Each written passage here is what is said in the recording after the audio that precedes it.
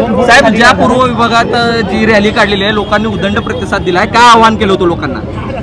भारताच्या तिन्ही सैन्य दलाने जो कारवाईचं उत्तर पाकिस्तानला दिलं होतं, अतिरेक्यांचे सर्व हल्ले उद्ध्वस्त केले होते, त्यामुळं संपूर्ण देशातील नागरिकांमध्ये अतिशय आनंदाचं वातावरण होतं। सैन्याने विशेषतः भारत सरकारने जे कारवाई केलेली आहे त्याच्याबद्दलचा समाधान सर्व देशातील नागरिकांना होता। विशेषतः ज्यांचा जीव पहलगामच्या हल्ल्यात गेला त्यांच्या कुटुंबियाला देखील अपेक्षा होती की आपल्या भारत सरकारने, आपल्या सैन्याने पाकिस्तानचा अतिरेक्यांचा बदला घ्यावा।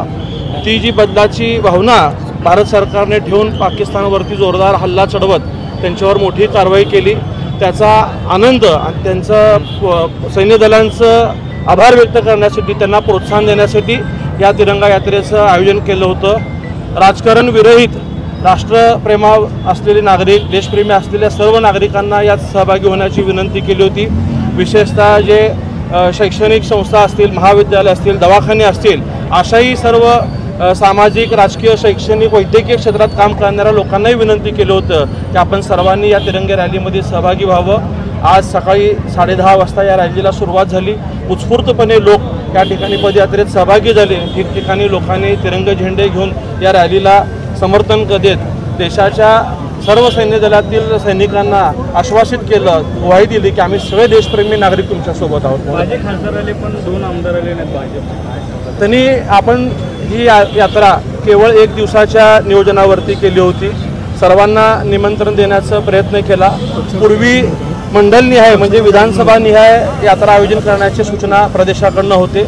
ऐनवेळीच काल निरोप आला की 15, 16, 17 ह्या स्तरावरती शहर जिल्ह्याचं आयोजन शहरात व्हावं आणि नंतर 18, 19, 20 या 3 दिवसात तालुका स्तरावरती म्हणजे विधानसभा स्तरावरती व्हावं।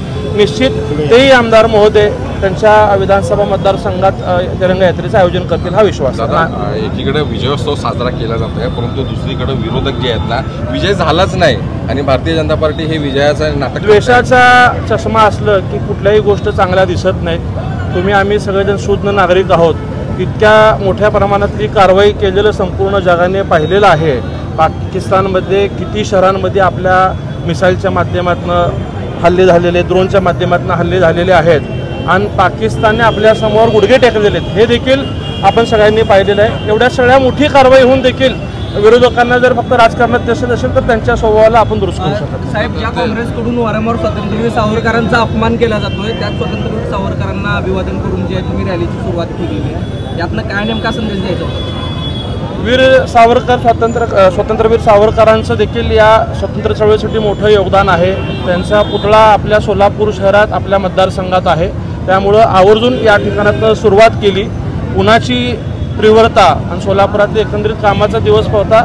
सूचना होत्या की 2 किलोमीटरच्या आत त्या यात्रेचा समारोप व्हावा, म्हणून ह्या ठिकाणातून निवड केली।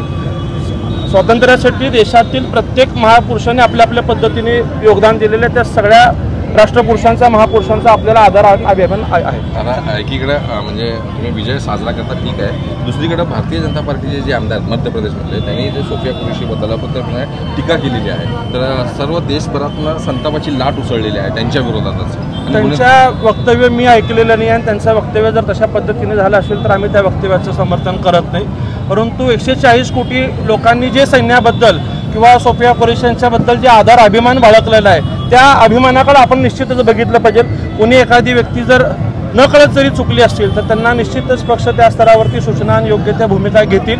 आपल्या सगळ्यांना निश्चितच तिन्ही सैन्य दलांच्या अधिकारी आणि विशेषतः सोफिया कुरेशींचं जी कारवाई त्यांनी केलेली त्याचा आपल्या भारतालाच नाही तर देशातील, जगातील सगळ्यांना अभिमान आहे। आपण नेहमी म्हणतो हा देश APJ अब्दुल कलामांच्या विचारांना सलाम करतो। भारत माता की भारत माता की जयेश दर्बी कलेक्शन कॉटन, लिनन यासह अनेक ब्रँडेड कंपन्यांच्या शूटिंग शर्टिंगसाठी जयेश दर्बी कलेक्शन, 7 रस्ता मोदी, पंकाविरी जवळ, सोलापूर। छोटे फंक्शन के लिए Mayur classic AC banquet hall मिलेगा सिर्फ 10,000 रुपयों में। Mayur classic AC banquet hall, जुड़े, Solapur. Management by spice and ice events.